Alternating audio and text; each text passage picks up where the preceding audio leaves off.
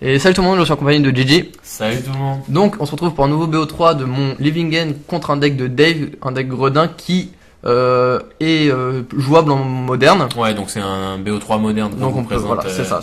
qu'on vous présente aujourd'hui. Donc ouais, un petit BO3 moderne, donc là qui va commencer avec side et tout. Donc même si c'est pas dans un tournoi, là vous avez respecté les règles du moderne. Alors le but du deck de Dave qui m'a expliqué, c'est de jouer donc des petites créatures donc gredin, donc un deck tribal. Noir-bleu. Tribalité vraiment, c'est vraiment axé sur la tribalité gredin. C'est ça. Ah, c'est pas Parce qu'il y a des sorts qui s'activent, qui ont des capacités activables si un gredin a touché. D'accord. Et d'autres créatures qui fait que tu peux booster tes créatures gredins entre elles. D'accord, ok. Avec des marqueurs. Et donc son but, lui, c'est vraiment de jouer agressif. Okay. Jouer agressif, booster ses créatures avec des marqueurs. Ouais. Et voilà, et gagner comme ça. Ok, donc c'est un deck tribal un peu à la humain. Agressif. Ok, ça marche. Toi, tu joues Living End. Donc on peut non plus, hein. À moins que si, y a besoin. Explique, ça fait longtemps. Alors, tu recycles, tu fais ton sort à cascade, tu lances ta Living End et tu gagnes. Voilà. Et en plus, ton deck est clairement fait pour mâcher ce genre de deck. Les decks aggro, c'est mon dada. Ouais, mais surtout, enfin, ça dépend lesquels. Un Living End, un Affinity, des fois, il peut te faire suer un peu quand même. L'Affinity me fait suer si j'ai pas une bonne sorte, si j'ai pas mes ogres et la bonne. C'est vrai. Et la bonne mais cascade. Tout ce qui est ondin, humain et tous ces trucs-là, tu les mâches. C'est ça. Donc là, t'es quand même face à une situation qui est un peu similaire. Il t'a fait le Spreading 6 quand même sur un de tes terrains de base, ça te coupe le rouge. C'est ça. Donc c'est pas terrible contre pour toi. Il joue Infamous Witch, donc c'est une carte relativement lente, mais qui va quand même pouvoir faire son effet rapidement. C'est ça. Donc sachant que sa créature qui a la furtivité peut être bloquée que par des créatures de sa force ou inférieure. Ah ok, je connaissais pas du tout. Et du coup, là, il a une créature à la peur et à la furtivité. Et du coup, ça transforme, quand ça passe, il pourra les faire passer des 4-1. Des 4-1, donc l'air de rien, il va pouvoir faire quand même relativement pas mal de dégâts. Toi, tu cycles, donc oui, moi, comme je tranquille, pépère, ton deck, c'est cycling into cascade. T'as pas l'air non plus de cycler à balle, là, on sent que ton... là, j'ai déjà 3 créatures dans le cimetière.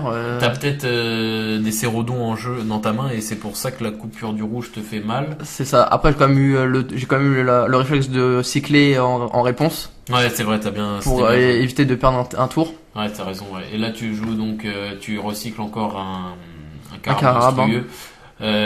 Ok. Est-ce que là, tu as le deck upgradé Pas finalement, il me manque encore quelques cartes, mais niveau créature, c'était upgradé complètement. Voilà, donc là, tu as les Arcfin, t'as les Horror of the Storm. Donc là, il m'attaque, j'exile un ogre pour avoir un mana rouge. Ouais. Du coup, tu pars en combo. Et je pars en combo. Du coup, là, ce qui est intéressant, c'est que quand t'as un ogre dans la main, tu l'envoies dans l'exil pour un mana rouge. Et du coup, ça te permet de jouer un peu sur la surprise, c'est d'avoir que de terrain untap. Il se dit, il a peut-être pas le mana pour partir en combo, et là C'était quand même relativement dangereux de ta part parce que tu connaissais pas son deck, il joue bleu, il était full untap, il aurait pu te contrer ton sort.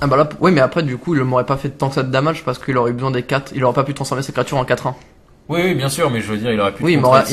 Ce qui aurait pas changé fondamentalement la surface, mais je veux dire, tu perdais quand même un ogre dans le vent. Oui, je perdais un ogre et un tour. Ouais, voilà, c'est ça. Après, un tour ou plus, si t'avais pas d'autres... Oui, bien sûr, un tour ou plus. Ok, ça marche. Dans tous les cas, c'est que du si, quoi, puisqu'au final, il avait rien.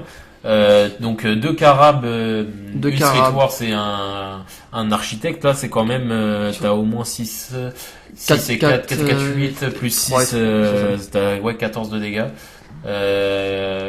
Chasse musculaire, qu'est-ce que c'est? Donc alors ça c'est la seule carte qui est pas n'est pas un gredin. Okay. Donc c'est ce qui va permettre en fait d'avoir une grosse créature et qui va en fait permettre d'empêcher de se faire en fait quand la créature elle meurt, elle va créer des petits tokens. Alors attends, quand tu pioches une carte, elle gagne +1/+1, et quand il meurt, tu mets X +1/+1, X étant le nombre de numbers. Ok, c'est bon, j'ai compris. En fait, ça permet de jouer des petites créatures si la créature elle part, sachant que dans son deck, il a quelques cartes qui permettent de piocher, comme l'épreuve de Tassa, qui est une carte assez intéressante, et t'as la draw de base. T'as la draw naturelle, voilà, exactement. Bon, là, quand même, c'est pas ouf, là, parce que t'as que 3 bêtes. T'en as une qui a le Swamp Walk, mais est-ce qu'il a un marais en jeu, là? Je crois pas. Non, parce que c'est le bilan c'est pas le bilan de marais, c'est pas le Gravland, hein. Ouais, je parlais dans ces basic lands, je voyais pas si celui du milieu c'était un marais. C'est une île. Non, c'est une île aussi. Ou soit un bilan de comme celui qui est à côté. Donc là, le Swamp Walk ne marche pas. Là, il a eu. Après, ça reste qu'une 2-2 sa créature pour l'instant. Oui, elle grossit très lentement, hein, bien sûr. Après, encore une fois, ça dépend. Il a des cartes de pioche, mais pour l'instant, il a pas l'air de les toucher, donc il a assez ralenti. Non, même sans ça, ok, si tu pioches, tu la fais grossir, mais il se passe rien d'autre derrière. C'est juste une grosse bête. Bah, il me la bloque, quoi. Il me bloque une à une mes créatures, mais bon, pour l'instant. Ouais, mais là, même si, en fait, tant qu'il pose pas d'autres body, il peut te bloquer qu'une fois par tour. Donc là, le tour d'après, il prend 6. Il prend 6 ou 7 et après il te reste encore 2 mecs qui peut pas bloquer. Donc voilà, ça c'est une typique carte qui s'active que si le prowl ne s'active que si c'est l'intrusion en français. Ça ne s'active que s'il a touché avec un gredin ou rogue. C'est pas mal. C'est pas mal. Et du coup là, une des cartes qui fait piocher. Ah mais du coup là il l'a joué pour 4. Ouais, il a joué pour 4 pour le coup. D'accord. Pour essayer de maintenir un peu ses points de vie.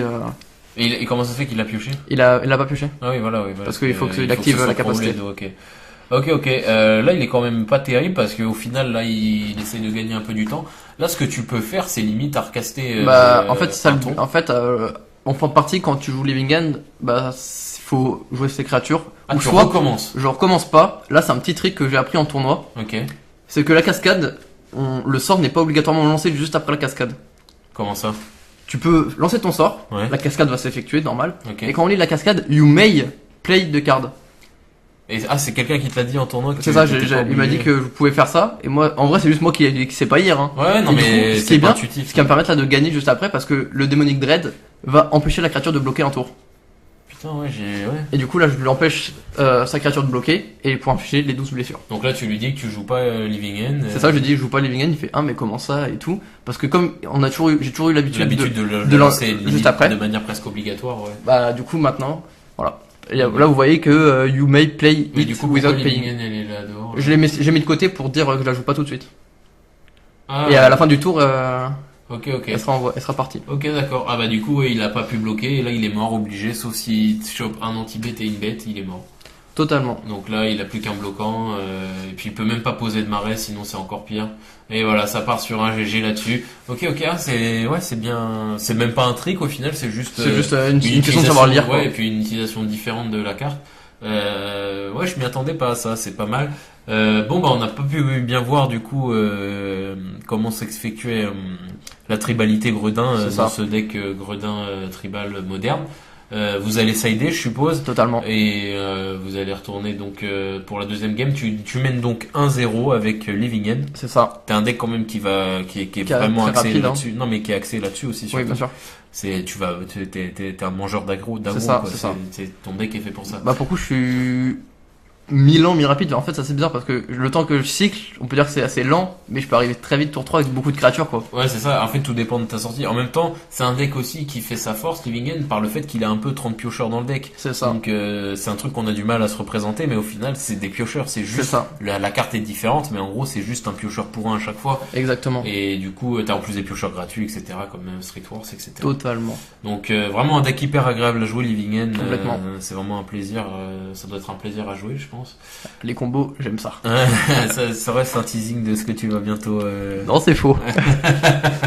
Bon, en tout cas, on espère que la vidéo vous aura plu. Donc 1-0 pour Living End. N'hésitez pas à nous dire ce que vous en pensez en commentaire. Et puis Atom, ça a quelque chose à rajouter? Bien sûr, vous pouvez toujours vous abonner à la chaîne et à la page Facebook. Ouais. Sur Facebook. Oh là là, dis donc. Ah, quelle logique. Oh là là. Lâchez un commentaire, un pouce bleu et partagez notre contenu à tout fan de Magic. Voilà, donc on se dit à vendredi prochain pour la suite de ce BO là. C'est ça. Salut l'assemblée. Salut tout le monde.